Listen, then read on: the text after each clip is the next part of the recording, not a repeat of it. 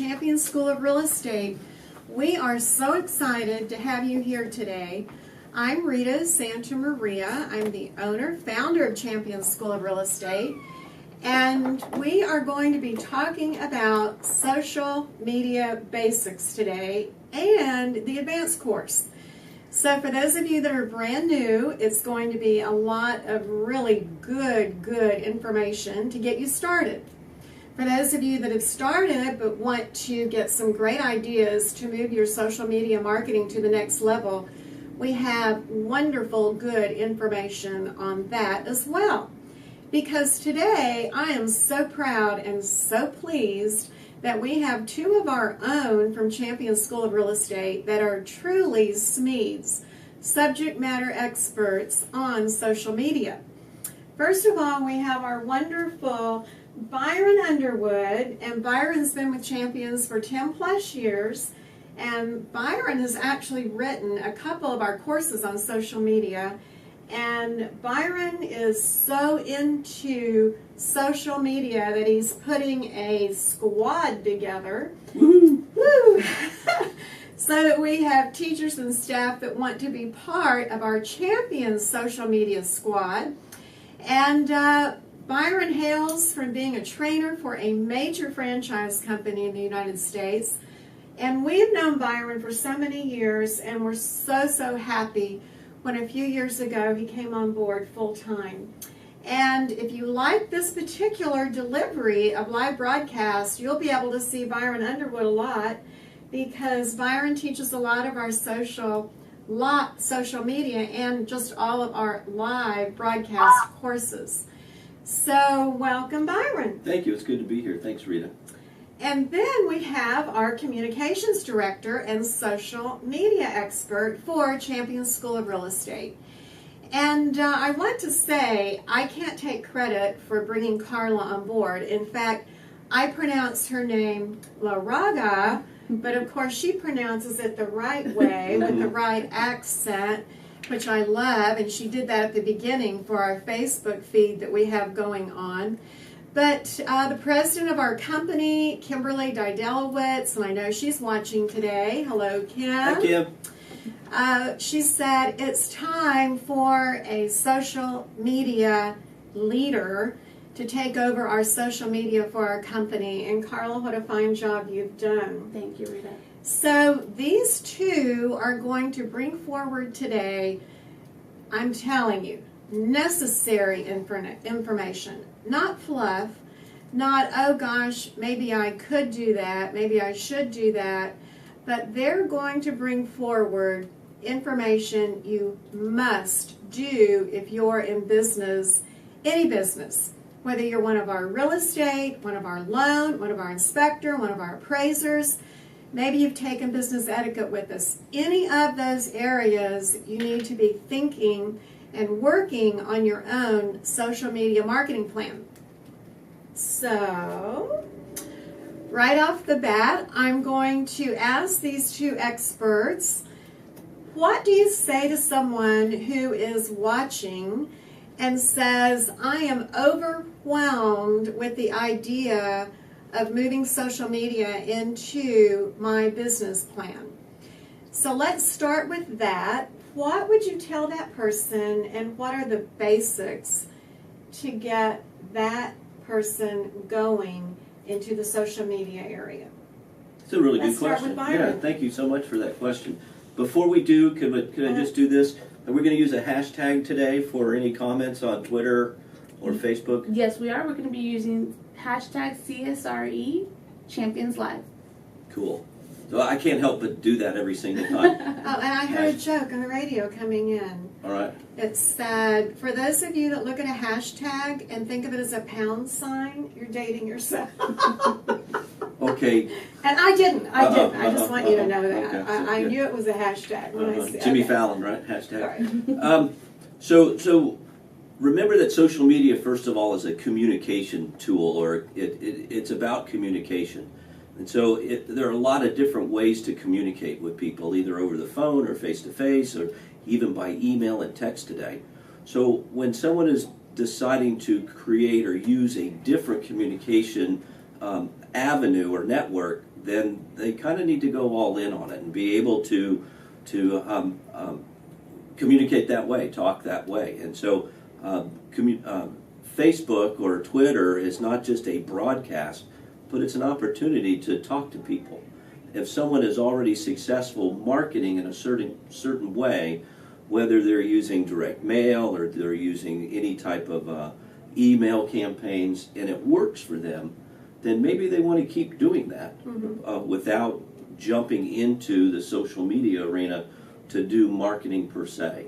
If someone says, well, I still want to get started that way, I think probably today the best thing to do is to open up a Facebook account first and begin with friends and family members to create and become comfortable with social media. It's the largest of all the social media sites, Facebook, and it's probably the easiest to navigate. So do you recommend two Facebooks, business and personal? Eventually, yes. But if someone is not on social media now and they're thinking that they want to begin using it, then probably the best thing to do at first is to learn how to use the tool. So I'm going to get really basic. Here, come over here a little bit, would you? You're right. There we a little go. bit Hi. off camera. It's good to see you. And Okay. if you see us looking over to the side, we're actually looking at people who are sending us questions on chat. So if we have time, we hope we have time, we'll move over to the chat. But still, we do see them coming in at the very beginning. So let me move that question over to Carla. You said yes, indeed. You need personal page for Facebook and you need business pages. So literally, how does that agent watching us, that potential agent in class, find a business Facebook? How do they even locate? How to get started? What do they do? I think that to go off of what Byron said, that it's important to get really familiar with the product first. So yes, it's important to jump into having a business page, but if you're not familiar with the ins and outs of actually having a Facebook profile, jumping into the Facebook business page might be too quick of a jump if you're not doing it effectively. I really think that social media in general, whether it's Facebook, Twitter, whatever it is that you're doing, is an extension of your marketing. It's not the only tool in your toolkit. So if you're doing something else and you're finding something that works, see how you can apply that and bring that towards the content that you're putting out on social media. If you want to start by integrating those two ways, you'll already find that you'll have something to start with without really kind of getting out of your comfort zone. So specifically, what would an agent put on their Facebook page in order to help generate their business? And you've had lots of training with agents on this. What would your suggestions be? What works? Well, first of all, and working with brand new real estate agents for so many years, the first thing they need to do is just to let people know, I'm in real estate, or I'm an inspector now, or I'm an appraiser now. And it's amazing how many agents that I've worked with who just put forth maybe a company logo and how excited I am to be involved in this particular career. They immediately get a response back that says, oh, we're getting ready to sell, or we need somebody who can inspect, or whatever that field is. It's immediate. And so you it's just like wearing a name badge. That's right. It That's allows right. people to start talking to you. It's just a lot bigger, and it goes a lot further. So people, even in Atlanta, Georgia, know I've got a friend in real estate. Remember, agency is a relationship based on trust. The relationship is already there. And so when you let people know that this is something that I can do now for you or for them, then they're very quick in reaching out. Okay, and then we want to build on that. So what would be the next level? I would actually take it back just a step. I would say if you're just new to the industry, you're just new to social media as a marketing tool, really see what you have out there and examine your digital footprint. When you Google yourself, what comes up? Are things that come up things that you want other people to see? Because those are things to address beforehand.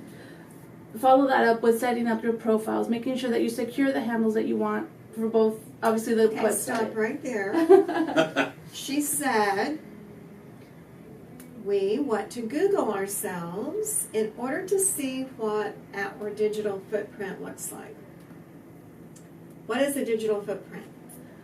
It's the results that you get when you Google yourself. So I think it's important to know what's out there, because sometimes Google will look at pictures that you've posted up from maybe 10 years ago that don't necessarily represent your personal brand the way you want to be seen now. So how do you get rid of those? You go to the sites where they're hosted and you request it, or delete them if they're from your personal profiles.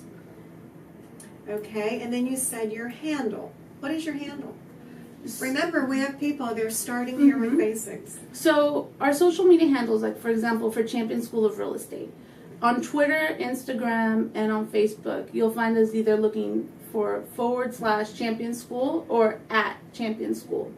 That makes our branding consistent across the board, and it makes us look a little bit more professional and organized. So it's the name that you want to put out. So how do you feel about videos on Facebook and posting videos? Do you want to take that, Byron? Well, yeah. We're seeing now 2/3 of all content on social media is video. And so a lot of our big social media providers like Twitter and Facebook then are actually pushing forward those particular types of posts. So video is very, very important. And now with our phones as good as they are with being able to make video, and then even the cropping software that's available on the phone itself, video is a pretty easy way to get your message out. Have you found there's a certain amount of time that people will pay attention, and then after that they're bored? Should it be what? I think it should be, if you can, keep it shorter than a minute. Make sure that it's catchy, that you can keep your audience's attention. Try to go for authenticity. A lot of people sometimes try to put on this personality that maybe isn't necessarily how they speak or relate to clients. Right. That comes off as inauthentic, and people can read through that. What do you think? Content. Content's a big deal. So I have a friend, her name is Lori. She's a real estate agent out in the San Luis Obispo area in California. Hi, Lori. She is fantastic at providing a Friday post, a video about what's going on in her area over the weekend. Love it. Whether it's a festival for kids or some wine tasting event that's going on, it's her Friday fun video, and just allows people to see what's available in the marketplace. This is going to be a really rough statement, so hold on to the table. Okay, I'm ready. Just like you, when I see everybody's postings of their, this is my newest listing, I move right by it. One or two of those every once in a while is okay, but people really use social media to further the relationship, not necessarily to be sold to. And so authenticity is real important. That. That's a good statement to write down. People don't want to be sold to on social media. They want to further their relationship with each other. And so be careful. You know, one of our own instructors, an agent, just recently posted on her Facebook that she was doing a client appreciation and opened up the movie theater for Mission Impossible Fallout. Oh, cool. And she said this is just a client thank you, but she did it via video on Facebook. And I was so proud of her and thought that was a home run. I mean, I'm not her client, I'm her friend, but it made me think, wow, she's giving back to her clients as a thank you, and it was a great idea. But I love your description of on Friday as an agent giving your clients what's going on in the community so they don't have to dig for it and look, oh look, and they probably start expecting it from her now. Oh, they do. I've actually seen where she's missed a few. And then the next Friday when she puts something out there, there's always a comment on it that says, we missed you last week. What happened last week? Yeah. And so it's important that way. It also strengthens her brand as a community expert. So when people think of, well, who might know who to reach out to for a service or a product or something like that, she might be their go-to because they know to expect something like that on a regular basis. Exactly. So are there any other ideas that you have seen and you know are workable and they give you a great return on your time that an agent needs to be sure to put into Facebook? Anything we've left off? I think it's important to highlight customer service. So if you have the opportunity when you're closing, or when you had a really great relationship with a client, see if you can secure a short video testimonial from them, maybe when they're closing, when the excitement is high, because people relate to that and will associate some positive energy from that as well. And again, it reinforces that personal branding and that customer service. Absolutely. So at the closing, we've signed everything. We're handing over the key to the buyer for the new house. The seller's happy. They got their money. And now everybody's excited with their agent. That's a great time to do it right there. It's a great time to get the video, tell the closer, here, video this wonderful ending where you get the testimonial from your client. Great point. So, okay, Carla, move us into some other social media that agents most definitely should put into their social media tool bag to be with what's current in the industry. I would absolutely recommend using both Instagram and LinkedIn. Pictures are very popular. Instagram is one of the fastest, if not the second fastest growing social network there. So definitely have a presence on there. And again, make sure that whatever you're putting out there, both on Instagram and on LinkedIn, is something to continue developing those relationships and enhancing your personal brand. So make sure you're really conscious about what you're putting out there. And the sky's the limit. Now, how do you suggest learning how to use Instagram? Because remember, the average age of our student is 54. Some of them are not involved in that with their spouses or significant other.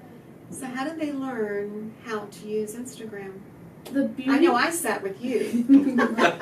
The beauty of Instagram is that if you already know how to take a photo on your phone, you already know how to use Instagram. Now, obviously, it gets a little bit further when you're using the specific hashtags and all that. But if you're just wanting to get started, it's building your network with the people that you already have, maybe on Facebook and on LinkedIn, and then putting those pictures and kind of planning your content around the same things, like to reinforce what I said earlier, that reinforce your personal brand. So whether it's the closings, the things that you're doing out in the community, the open houses, there's different ways to do that. And it's as simple as taking the picture or the video. Placing the sign in the yard the day you got that house listed, so that all the neighbors know, there's a new listing, or all the buyers know there's a new listing. Absolutely. Anything you want to add to that, Byron? Well, Instagram is really, really important today, and the hashtag is an important way for other people to be driven towards your particular post.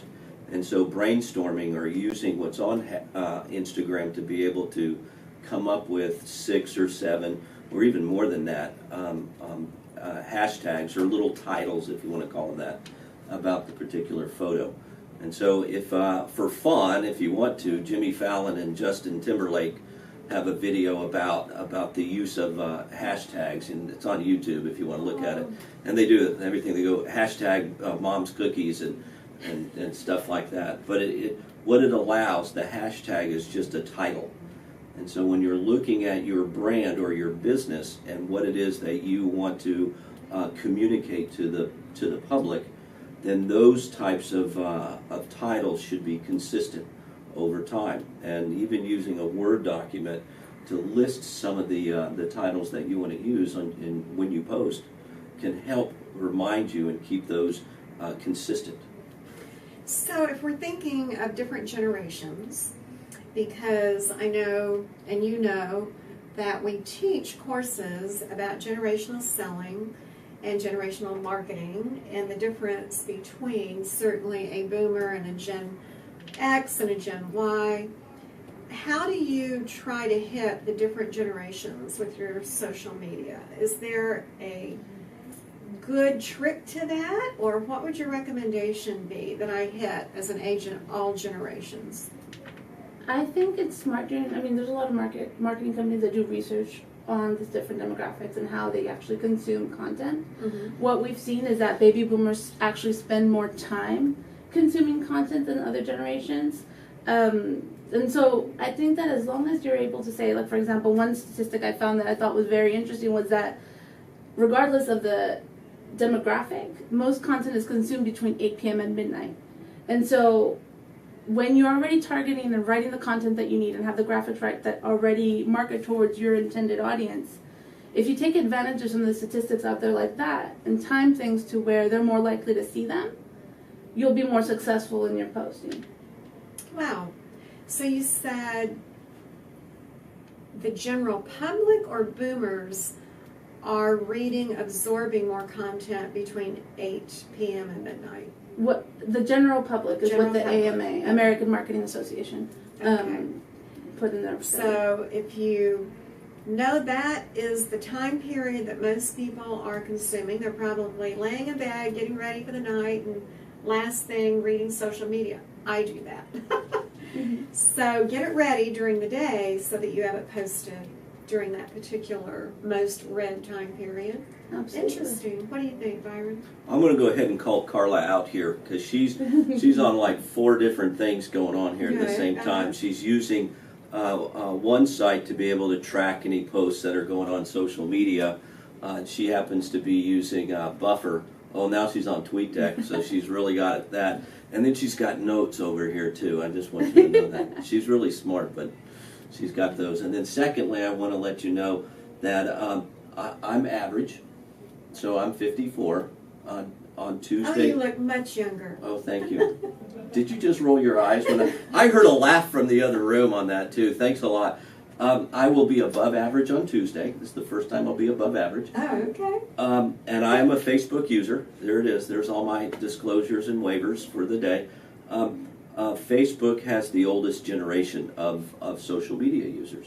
And when we look at generational use, then Instagram and Snapchat is more likely where you're going to find the millennial. And so I think what I heard Carla say was that we boomers read slower than everybody else because Is that what you said? I think Not. because we spend more time reading a particular piece of content. Now I know my children. I have a 21-year-old and an 18-year-old. You think by now I know their names. That they tend to move through social media a lot faster than I do. And so they're not willing to camp out on some of the posts, which means when we post on some of these sites to draw in millennials, which is a great group to market to, they're our Boom Echo, and they're the second largest generational group that we have, and they're doing something really weird. They're saving money. Go figure, at 20 years old, saving money or something like that so they can afford real I estate. love teaching that information in our classes. It is so surprising to many people. So going towards and becoming that expert for the millennial group of people, we know that we can find them on Snapchat and we can find them on Instagram, but the posts that we put there need to be quick, 40 seconds or less, because otherwise they're just going to move on. And short, not wordy. Now, Carla, Byron called you out, and I wanted to make sure that everyone watching today knew exactly what you're doing and what's going on right here in our time today while we're interviewing and talking. So she will tell you, as a millennial, what she is keeping up with during this interview. At the moment, I told y'all at the beginning that we have hashtag CSRE Champions Live. I'm following the conversation, making sure that I'm answering any questions that might be getting from the audience. Hi, Oscar. I'm making sure that any content is being responded to, which is what I was doing on TweetChat and TweetDeck. TweetDeck. So thank you for calling me out of that. Yeah. 'Cause yes. It's really cool sitting here watching. If you've never used one of these social media, I'm not really sure what the real word is. I call it an aggregator, where you can sit there and either split out your feed, you know, all the stuff that's coming across your Twitter account or even Facebook. You can split it out onto different columns using this product called TweetDeck, so it moves more slowly. Because if you think of Twitter, it's happening in real time, and it's like the old ticker tape with the stock market. And so what happened 3 minutes ago has already gone past. And what TweetDeck allows us to do is to move maybe different groups of people into different lists so that we can more closely follow them. and follow hashtags, yeah. and follow hashtags so that we don't lose it because it moves so quickly down that feed. And so it's a really nice product What a to be able great to use. analysis. Very, very good. It allows us boomers to read more slowly. Yeah, that was a good explanation. Thank you. And of course, our millennials are multitaskers. And so here she is talking. We also have Facebook Live going. We do. Right across from our table here.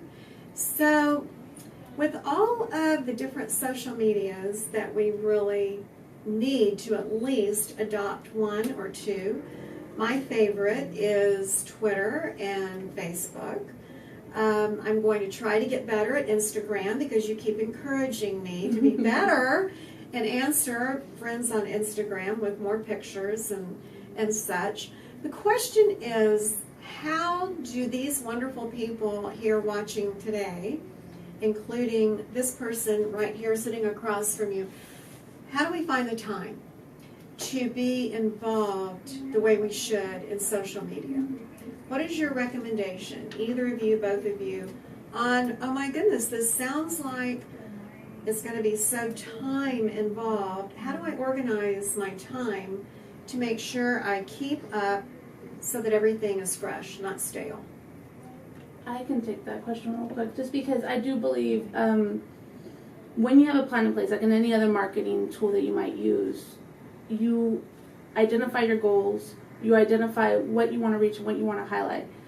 I encourage people, students, especially when they come into Alan's classes, for example, and they ask me this very same question. They're like, well, how do I start? I say, brainstorm. What do you have coming up next month? What are the important dates you have coming up? Create an editorial calendar of sorts that you can kind of commit to. If you want to start slow and say, let's say you only want to do one post a week. Okay, well, what are those things going to cover? When do you have your listings? When do you have your open houses and things like that? And create a calendar of sorts so that you're not waking up one day and saying, well, what am I going to post today? So you're strategic about what you're putting out, and you're not spending a lot of time doing it. When you have a plan in place, you can create a lot of this content also ahead of time, so you're not spending every day. Okay, so I feel like someone right now is thinking, but I'm not a graphic artist. I'm not a graphics person. How do I create my own and it doesn't look, very elementary? There's some amazing tools. There's Canva is a good one that has both some free functionalities and some paid functionalities. The tool Buffer, which is a scheduling tool, actually has a graphics, kind of a quote generator called Pablo. So if you go to pablo.buffer.com, you can actually create free quote posts that use a variety of free photo backgrounds, and you can create really professional looking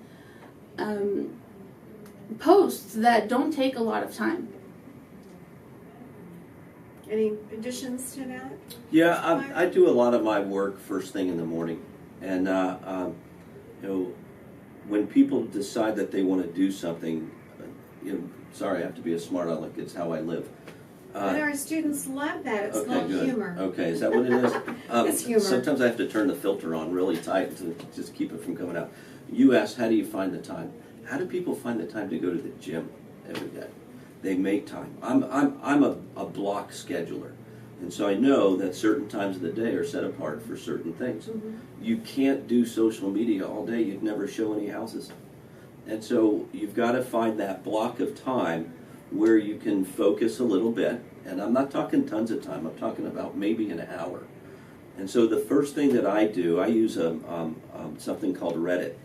And I've set up in Reddit the different topics that I want to be able to every day to get my news from. And so instead of being on the local news or the syndicated news on computers or whatever, then I use a particular source to allow them to filter the news for me.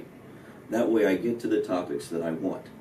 And then from there, using products like even on my Facebook business page, I can schedule posts to go at different times so that I'm not on there all day. Now, I know Carla does that regularly, I do, where yeah. I will be sitting on the weekend in the backyard in the lounge chair, and I see, bam, Champion School of Real Estate, a wonderful banner ad, advertising. And I'm thinking, wow, she got it all set up so that it was on a schedule. So over the weekend, our students are also getting good information about maybe Byron's class he's teaching on Monday. I thought she was working 24 hours a day. I didn't know that. Well, I'm kidding. All right. So there's some cheaty ways to do that. And so what I try to look at is both content. Carla's talked a lot about content. What information do you want to push out to your public? And then the other thing that I look at is curate. How do I manage? I was going to ask you that difference. What's the difference between curate content and new content? Well, so sometimes I create. I actually sit there and type Okay. up articles, or I'll make a video or whatnot. Other times I take other people's information, of course, giving credit where credit's supposed to be given, but I manage that information to be able to push it out to my readers. And so I reckon it as, or compare it to, a curator at a museum. When the curator at the local museum gets the exhibit in from the big national museum, it's the curator's job to tell that historical story as the curator feels that it's supposed to be told. Maybe she or he doesn't use all of the artifacts that come, but use the right ones to be able to get the correct information out. And so that's what we are as the person who pushes out for either our community or whatever product it is that we're trying to sell.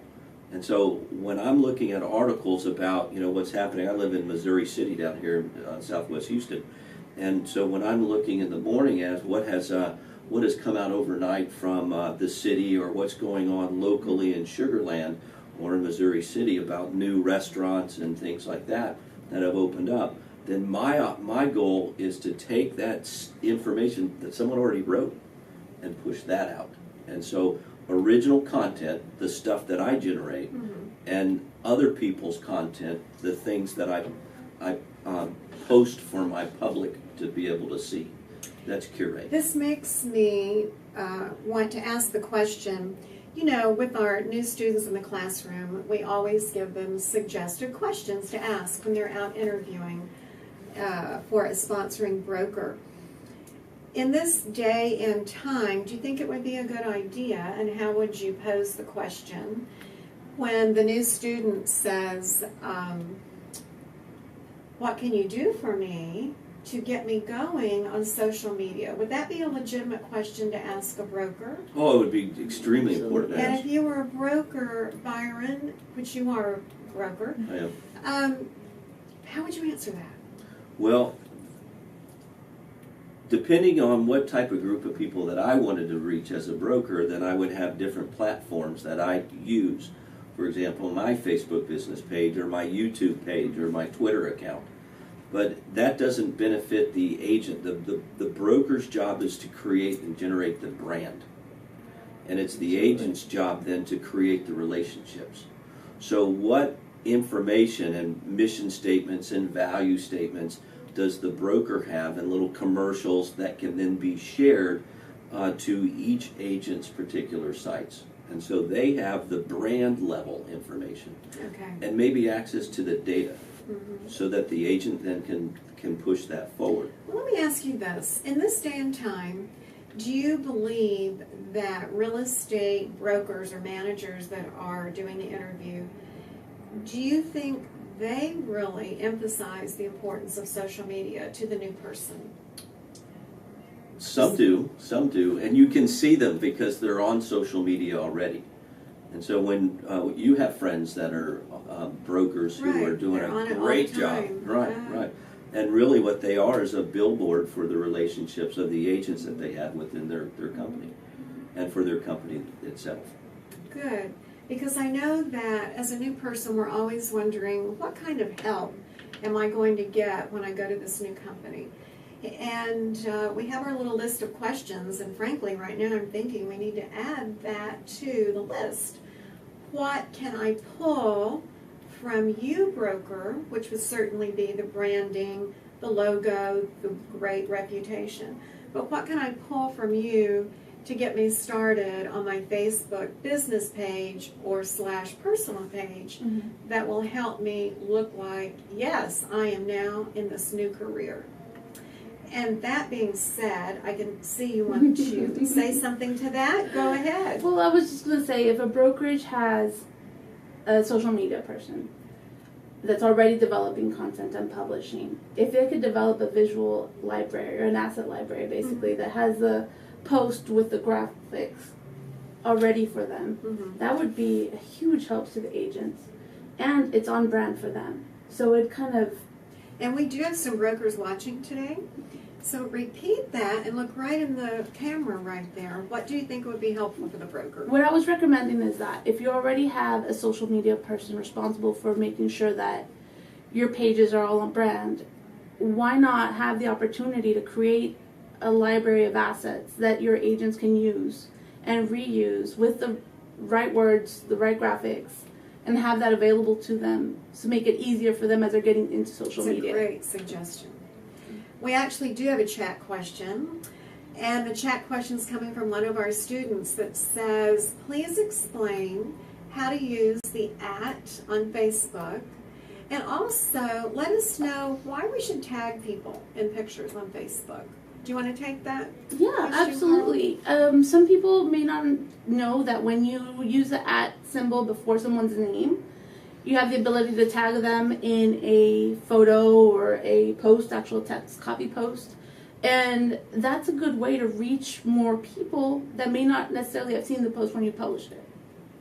Is there a difference between in the middle of a post versus at the beginning of a post using the @? The post might not look as clean, but it really, I mean, the tag is the tag. They'll get the notification. Right.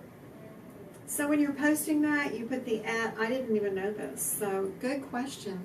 The @ you put within the content, You can. okay, or on the picture, or where? Well, when you're tagging the picture, your Uh-huh. your friends list will come up, and you can select the people that you want to tag in it, whether it's a brand or a person or a page. But when you're actually typing typing either a comment or actually editing an original post, you can tag a person using the @ symbol and start typing their name. They should pop up.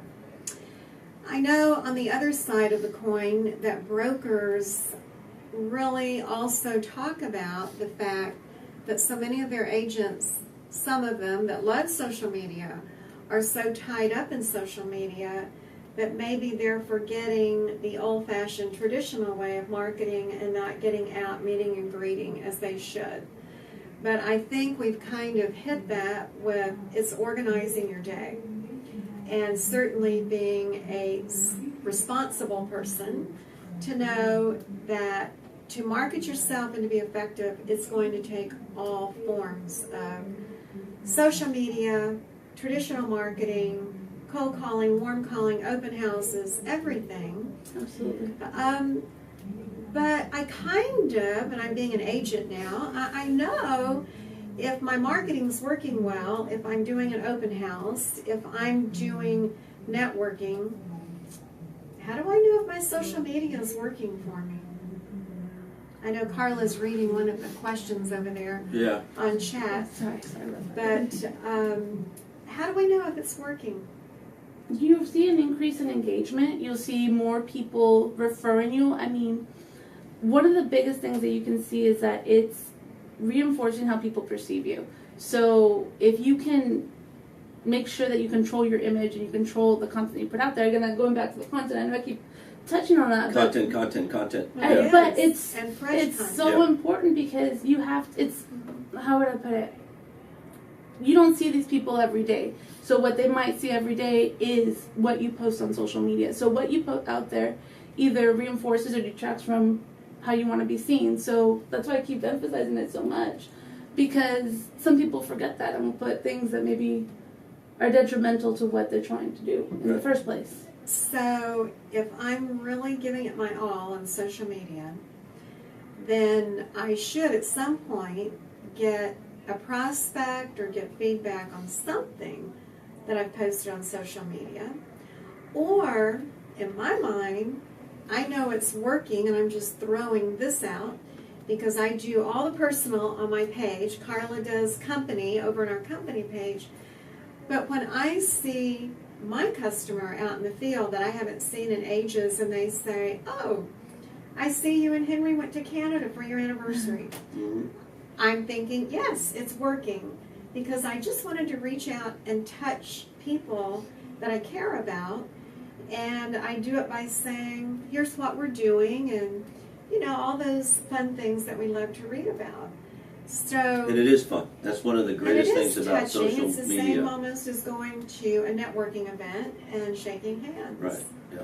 So, what, you I need would. to Yeah. Can I follow up on that? jump in there? Please Could you do. tell? Could you tell? I could tell. Seeing the engagement, and that's a big important word that we see on social media is important. Whether people are liking or loving or retweeting or commenting on our posts, but also we can take the fun out of it and actually look at analytics, and whether we're using products like Hootsuite or Buffer, or even on a Facebook business page where you can use insights, you actually see what your reach is. And so it's like going into any store, and when we purchase a product or a service, the person that we're working with asks us, and so, how did you find us today? Because they want to know, did we come from their online ad, or did they come from any other marketing piece? We can use analytics, and whether it's Google Analytics, and a lot of these are free products that are available for us to be able to see actually how far our reach is, how many clicks are we getting, when is it being clicked on, and with products even like Google Analytics, which is free. I love free products. You can actually see certain demographics, so you begin to understand if you're targeting certain groups of people because you know that you want In the to, neighborhood that you're specializing in. right, that you're actually getting clicks in there, and that allows you to understand what you're doing is working. Perfect. And that's super important. That is super important. Right. I like the great state of Alaska, but I don't know if I'm ever going to sell any real estate there. Right. And people who are clicking. Please don't. Well, but I You'll be leaving us. have a referral network, and that's okay. But there's a difference when I'm targeting my area, my community, Missouri City and Sugar Land, and most of my clicks and likes are coming from Germany. I'm doing something wrong. And so I'm not using the right That's a very good point. content and the right tags in there to draw that community in. And it allows me to understand, I got to change something here, or keep doing what it is that I'm doing. Good point. I know you were trying to read the chat on the side, and it said something about explain what social assets are. So I read the question as saying, what is a visual asset library? Basically, it's a collection of posts, pictures with the content or with the written part together with it, so that you can reuse it or publish it whenever your agents want to use it in the future. Okay. And I know Joseph had a few more chat questions for us that was coming up. Both of you have been talking about different terms like Hootsuite and Buffer. Let's take just a moment so that our students and our friends that are watching today can jot down what these different sites do for them. So let's just do a little bit of a brainstorm, if you would. And Byron, describe what Hootsuite is. Hootsuite is a place where I can attach my social media accounts to. And it allows me to break those accounts up into different columns, just like the TweetDeck product does, and so that I can see maybe a more targeted group of people. And so whether I'm using Instagram and Facebook and Twitter, then I can split that out so that I can see different groups. It also allows me to schedule posts to go out. So when I'm sitting there in the morning and I know that I want particular content to go out, whether it's things that I've created or someone else has created, I can use Hootsuite to then schedule so that I can send it out at 8 o'clock at night or whatever time it is that I want it to go out. And in Twitter, maybe multiple times during the day. Is that what you're using, Carla, for us, is Hootsuite? I use Buffer, both very robust applications. It just depends on which one you're more comfortable with. Both have a free version that you can use if you only have maybe one Facebook or one Twitter, which might be a good way to get started. I've enjoyed using Buffer very much for champions, but again, everybody's comfort level is different with the different tools. Can I do something for a second? Sure. Hootsuite, Hootsuite. Thank you. Okay. That's our wonderful teacher coming out in you. Well, Dawn over And there I do says, that all so the how do you time. spell that? You're right. Yeah, so there you go, Dawn. Swing. Yeah. We haven't talked at all about Twitter. We've thrown the word in, but let's talk about Twitter, what it does, how to get started, why it might be important to add that to our social media toolkit. So who wants to discuss Twitter? I enjoy Twitter very much for the sense of making yourself an expert in your field. When you're sharing content or talking to or building relationships with other people in your field, you enhance your knowledge base, and I think Twitter's a very good tool. I mean, we've seen Twitter in the news a lot for a lot of reasons, because a lot of people are actually using that as a quick way to send out what they feel or what they're thinking about certain topics. And real estate is no exception. Twitter now has over 1 billion monthly users. 1 billion. Of course, Facebook is 1,400,000,000, but 1 billion people a month are on Twitter. Wow. And now that doesn't mean every time we post something that 1 billion people see it. That would be really cool. We can follow people. So if we have our list of I call them influencers, the people in the community that I learn from. Exactly. Then I go to Twitter and I find their account by just doing a search, usually for their name, and I start following them, because that gives me the ability to see their posts, whether it's just a comment in their feed, what they're typing, or a link to some article or video that they've gathered in from someone else, curation, that lets me learn. And then my past clients, customers, and friends are people that I can follow as well. Just because I follow them doesn't mean that they follow me. So it's not like Facebook where you send out a friend request. You can watch what they're doing, but that doesn't mean they're watching you.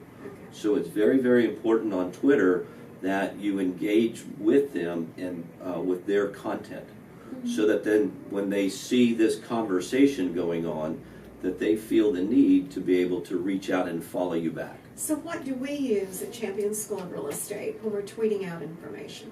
So it's an extension of our customer service. We reach out to students that follow us that have questions about classes or about their happy experiences. If they have questions, it's a really good tool to get in touch with your customer immediately. So a lot of them will use Twitter. A lot of students will use Twitter to ask us a question or make a suggestion or share an idea. And also we use it as an extension of our rest of our social media to share our new products and our new schools, like taking the lead or things like that, where it's a two-way street, it's a conversation. And of course Carla knows that I do know what she's tweeting out, but I wanted her to give everyone an example of how we use it and how it works for us. And of course she just mentioned something that I would be missing if I didn't follow up on Taking the Lead, a series that we have on coaching. Absolutely. With Logan Stout that is absolutely wonderful.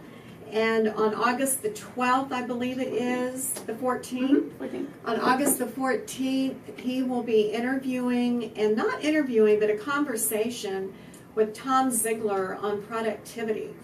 So it will be amazing. Our first one was amazing, and our social media lit up. You told us after the very first one. Logan is such an impressive person and a very fine coach for all walks of life, careers, but we have him tuned in to what we need on the real estate loan appraisal inspector side. So productivity will be the theme on August the 14th, and of course it's only $35 per session. And don't go to dinner. $35. Right. Don't go to dinner one night and do something that for 90 minutes will improve your particular skills. Again, go to championschool.com live and you'll see our banner. So I'm an agent, and I know there's LinkedIn, I know there's Twitter, I know there's Pinterest, I know there's Facebook. We haven't talked about Pinterest at all. We haven't talked about Pinterest at all. Okay, let's talk about Pinterest, then we'll go into my question. How does Pinterest work? Very well, thank you. Very well. All right. 97% of all Pinterest, I get a lot of statistics from a gentleman, Eric Qualman, so this is where this is coming from. 97% of all Pinterest users are women. I don't know if that's important in residential real estate or not. I'm just going to put that out there on the table. Okay. People spend more time on Pinterest than any other social media platform. I have no idea. Isn't that crazy? That is. Okay, so what do you think it is, Carla? I think More women going to Pinterest. we research using Pinterest. I think that's one of the biggest uses for it. People like to find solutions, and women are traditionally, are statistically the decision makers. I am so getting out of the middle of this right here. Yeah, we're not going to go into that. But I mean, that's one of the things they use it for research. They that's use what it my to wife make does. more informed decisions. Yeah. I actually said we're not going to go into that, but what she said is actually what has been proven.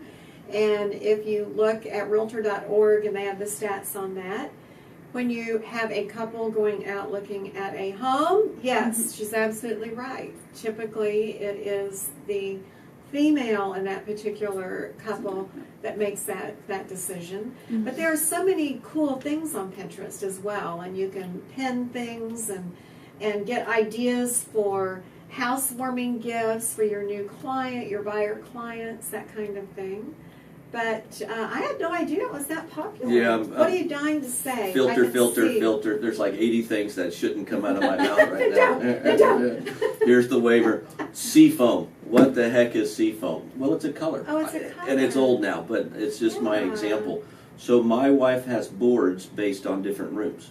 And so here's her bathroom board, and here's her kitchen board. And, you got it. And so when we start talking about remodeling in our home that's built in 1976, out comes Pinterest.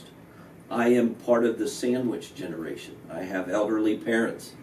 And as we deal with issues that come up with their lives, then she goes on Pinterest and actually uses it to research articles from medical professionals to draw on their expertise. I've not thought of doing that. It's a great idea. Yeah, it's really weird, but it works very well. But if I'm going to plan a party, I'll go to Pinterest and get great ideas. And but I didn't realize it was that popular, which is huge. It really is. So it's a place where we can use imagery. It's very important for photographs of check out this particular room, yes or no, and what do you think of these colors or whatever it happens to be. But also geographic information, statistics, analytics for particular neighborhoods fit very well in Pinterest as well, because it's a research tool. So I'm an agent getting into the business, or I'm an agent in the business for a long time, and I've been thinking I am so behind on getting into social media. If I could only pick 3 platforms, I want each of you to give me your opinion in the order that I should get going. So number 1 would be most important, number 2 would be in your mind secondary, and 3 obviously third to get started. So he's really, really thinking hard. I can see it in I see it actually blasted on the chat right here. This one, this one, this one. So let's talk popsicles instead of social media. I like grape, and when the box is open, I'm going to reach for the grape popsicle. That's the social media site for me. No, there's no site called Grape. It's okay. Don't go looking for it. Of course, because it was the first one out there, then my go-to is Facebook, and I love it. And I've got everything organized in lists and all that kind of stuff, and I'm in groups and whatnot. So that's my preference. It's the biggest. 1.4 billion monthly users are on Facebook, which is it's the largest country in the world. It is. And so that's kind of where I fall back to. Mm-hmm. And then I still think that Twitter is the number 2. Number 2, okay. And then, I kind of, I go, well, you got to have a LinkedIn. You got to have, and LinkedIn is kind of the that's my resume, but I need to post there as well. However, depending on which generational group that I want to look at, then it might be, I'm not going to give you a solid 3 because it depends there, I think, on... You have to play the game. Then I'm going to stay with LinkedIn. How's that? Okay. And not go to, I can't And believe LinkedIn, I tend to sort of forget about.